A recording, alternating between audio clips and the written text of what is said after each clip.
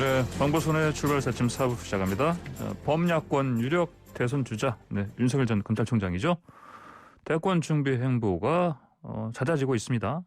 일단 국민의힘 입당 쪽으로 굳힌 것처럼 보이는데 빠르면 오는 11일 국민의힘 전당대회 직후가 될 것이다 이런 예측도 나오고요. 윤 전 총장을 지지하는 전문가 포럼에서는 현 상황 어떻게 지켜보고 있을까요?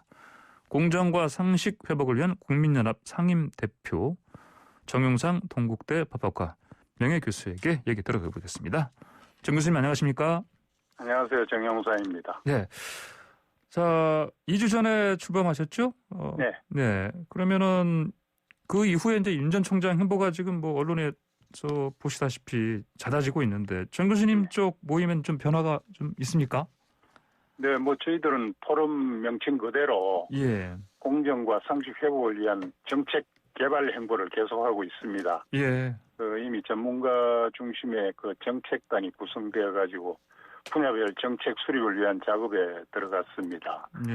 그리고 사회 현안에 대한 해답을 찾는 세미나를 계속하고 있는데 6월 달에 4회에 걸쳐서 경제 파탄과 소상인 문제에 관한 세미나가 있고 그다음에 지방 행사로 전주에서 지역 현안하고 관련해서 친환경 에너지 프레임에 갇힌 전북 산업이란 주제로 세미나가 있고 그다음에 또 22일에는 청년 문제를 놓고 고민을 털어놓는 청년 토크쇼를 또 개최하고 그다음에 28일에는 차기 정부의 외교 방향과 과제에 대해서 김성한 전 외교 차관을 초청해서 세미나를 열 예정입니다. 그 연구 성과는 모두 윤 총장께 제공될 그런 예정입니다. 예, 지금 방금 말씀하신 6월달 4번의 세미나 중에서 윤 전 총장 쪽과 가장 가까운 세미나 내용을 봤을 때 어떤 겁니까? 윤 총장께서 경제적 약자, 소상공인 문제 이런 데 관심 많으시죠.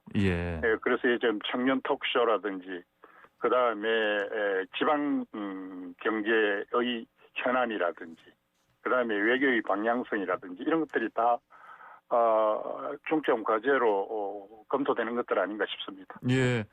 말씀하신 대로 이제 윤 전 총장이 관심 많은 청년, 소상공인 분야 이 관련해서도 정책 개발 수립하신다 말씀하시는데 윤 전 총장에게 전달하거나 소통하시는 건 좀 구체적으로 좀 어떻게 하고 계십니까? 네, 실시간으로 소통하고 있다고 말씀드릴 수 있겠습니다. 실시간으로 소통하신다고요? 네. 그러면은 요즘 말씀하십시오. 이 계획들에 대해서는 제때 전달을 합니다. 그러면은 요즘요 윤 전 총장 쪽에 참모진들이 소수 정예다 이런 식으로 5명, 10명 안팎으로 지금 꾸려지고 있다고 하는데 이쪽하고 지금 소통하시는 한 라인이 있다 이렇게 이해하면 되겠습니까? 그 팀들은 저희들은 잘 모르겠습니다. 저희들 나름대로 일정이라든지 행사 계획에 관한 것을 전달을 하는 그런 상황입니다. 소통을 자주 하고 계신다 이렇게 이해하면 되겠습니까? 윤 전 총장 측과요. 윤 전 총장이 제가 아까 말씀드린 것처럼 국민의힘 의원들 잇따라 만나고 있습니다. 전화 통화도 하고 5호선 정진석 의원, 4선 권성동 의원도 만났고요. 왜 이런 의원들만 콕 찍어서 만났을까요? 초기에는 청년이나 소상공인이나 앞에서 말씀드린 것처럼 사회 경제적 약자 보호에 방점이 있는 그런 행보를 해왔고 원래 윤 총장께서 정치권이나 기성 정치인 접촉을 멀리하는 그런 경향이 있었는데 최근에는 몇몇 현역 야권 정치인도 만난 것으로 들었습니다. 이게 범야권 통합 대권 후보를 전제로 한 초기적 정치 행보가 아닌가 생각을 하고요. 정치 개혁이나 또는 정치 현안 중심으로 제1야당인 국힘당과의 어떤 소통 구조를 좀 확립하는 차원에서 만남이 있는 것으로 이해하고 있습니다.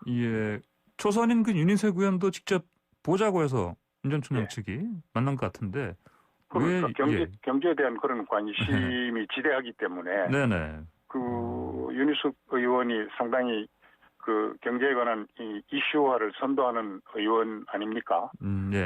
그래서 아마 만난 것으로 생각이 됩니다. 알겠습니다. 정 교수님, 지금 언론지상에 따탄 안 드러난 이런 이제 야권의 의원들 만남 말고요. 혹시 다른 또 특이한 인물과 만났다. 뭐 이런 소식 들으신 게 있습니까? 네, 뭐 언론에 나온 내용 정도로 알고 있습니다. 예, 다른 특이한 뭐 특정 인물하고 만났다는 그런 얘기는 들으신 바는 없고요. 네, 네. 예, 알겠습니다.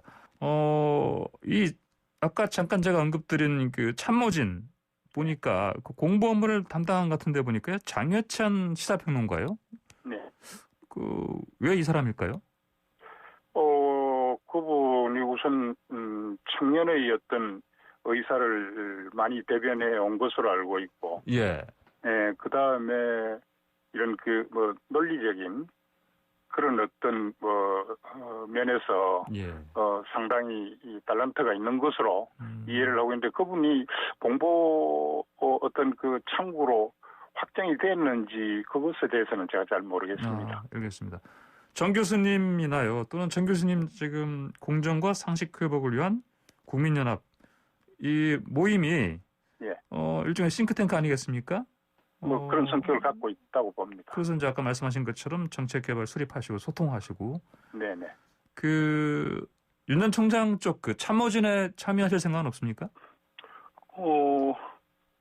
지금도 광의의 참모진이라고 볼 수 있지 않겠습니까? 예, 광의의 참모진이요. 예. 네. 예. 다자발적인 그런 의사의 결집체이기 때문에 네네. 굳이 그 이너서클에서 해야 한다, 어떻게 해야 한다가 문제가 아니고 궁극적으로는 대한민국의 반듯함을 위한 일이니까 예. 그런 면에서 저희 그 구성원들은 이런저런 좌고우면하지 않고 열심히 일만 합니다. 예, 알겠습니다. 자, 그리고 본격 등판요. 윤 전 총재 본격 등판. 일단 국민의힘 입당을 사실 지금 언론에서는 국민의힘 당대표 결정 난 다음에, 그러니까 오는 11일 전당대회 후에 곧바로 또 입당 가능성 높다. 뭐 이런 얘기 나오는데 어떻게 예상하십니까? 윤 총장께서 이렇게 사사로운 그런 어떤 이해관계에 집착하지 않는 것으로 알고 있거든요. 네. 그래서 이 선이 굵은 그런 행보를 국민의 어떤 의견을 수렴하면서 하는 것으로 그렇게 저는 이해를 하는데 제 순사견으로는 한참 지금 그 제1야당이 전당대회라고 합니까? 이 기간에 윤 총장께서 이렇게 과하게 언론의 이슈를 점한다든지 이런 것은 스스로 자제하지 않겠나 그런 측면에서 볼 때 이 국힘당 당대표 선출 무렵부터 아마 다양한 방식의 현장 중심형 공개 행보를 하지 않을까. 그 이후에 이제 법권이나 국힘당 내의 어떤 대통합의 분위기가 무르익을 때쯤 되면은 특히 주권자인 우리 국민의 그런 엄숙한 통합의 명령이 있을 때 자연스럽게 통합의 물꼬를 탈 것으로 봅니다. 윤 총장께서 범야권 대통합을 아마 선도하는 그런 입장이기를 기대합니다. 근데 이제 윤 전 총장 측에서는요, 아직 입당 결심한 것 아니다. 또 이런 입장도 좀 들려요 보니까요. 모호하게 움직인다 이렇게 봐야 되지 않겠습니까? 이런 부분은?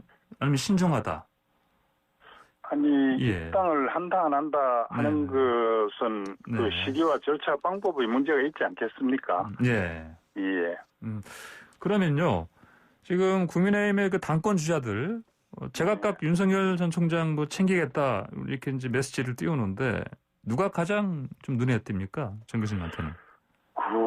제가 장담할 수 없는데 대부분 후보들이 다 범야권 대통합을 이슈로 내거는 것으로 알고 있습니다.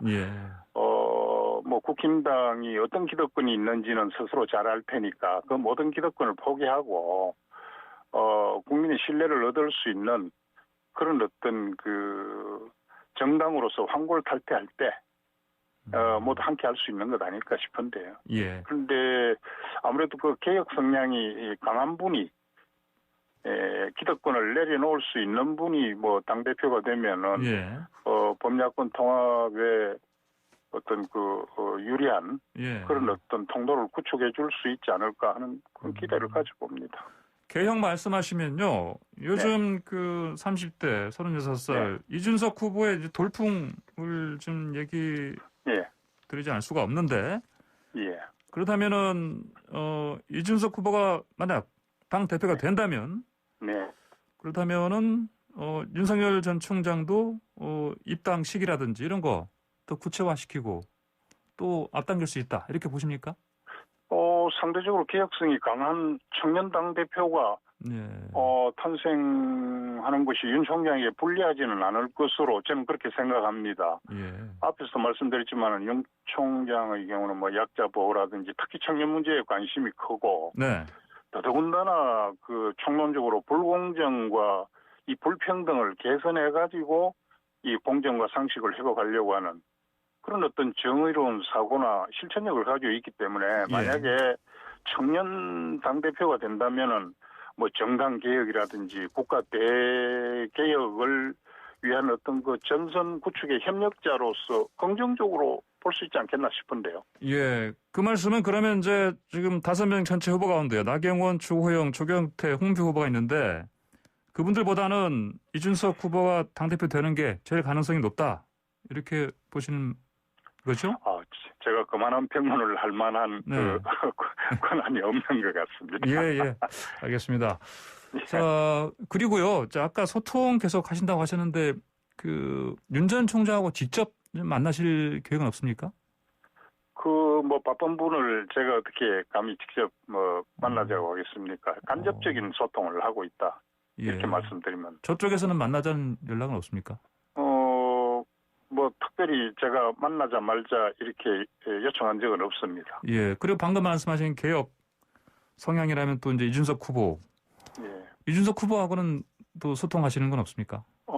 저 말씀입니까? 예. 저희들은 어느 특정 후보에 대한 호불호를 밝힐 수 있는 그런 정치 결사체가 아니기 때문에 오로지 정책 중심의 공부를 하고 정책 개발을 하고 거기에 방점이 있습니다. 알겠습니다. 이준석 당대표 될 확률 어떻게 보십니까?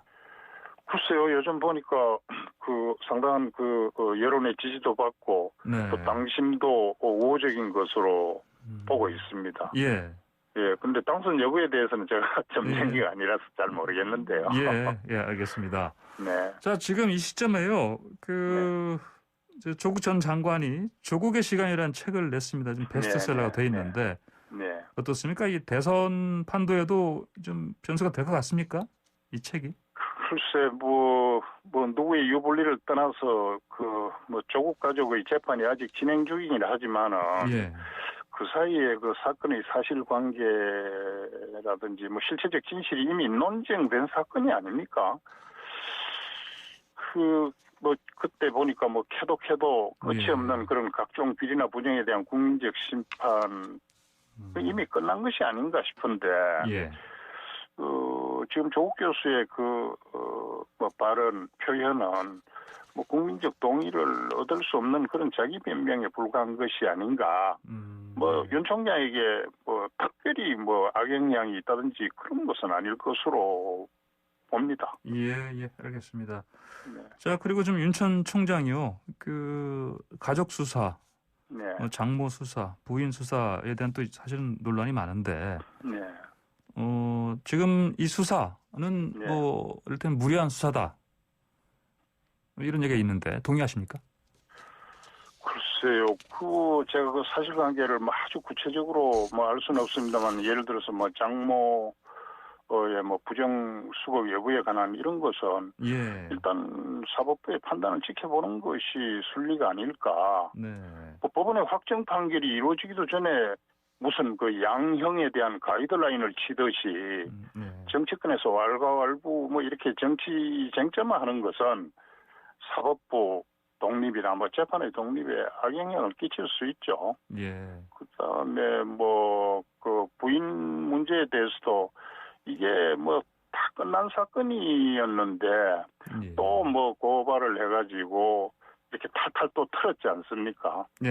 근데 지금 무슨 논쟁거리가 더 남아 있는지 저로서는 잘 모르겠어요. 특히 또 그 여권 유력 주자께서 예. 뭐 윤 총장 장모에 대해서 뭐 전혀 조사도 마치 하지 않은 것처럼 그런 정치적인 어떤 그 수사, 여의도 문법식으로 예. 네거티브성 언론 플레이를 하는 거 이런 것은 바람직하지 않은 것 같아요. 뭐 네. 다 이제 조사도 다 했고 기소도 다 했으니까 예. 이제는 좀 법원의 판단에 맡기고 정치권에서 무익한 그런 소모적인 논쟁을 하는 것은 네. 국민들한테 도리도 아니다. 아마 저는 그런 생각을 하고 있습니다. 네, 알겠습니다. 정 교수님 오늘 말씀 여기까지 듣겠습니다. 고맙습니다. 감사합니다. 네, 지금까지 정영상 동국대 법학과 명예교수였습니다.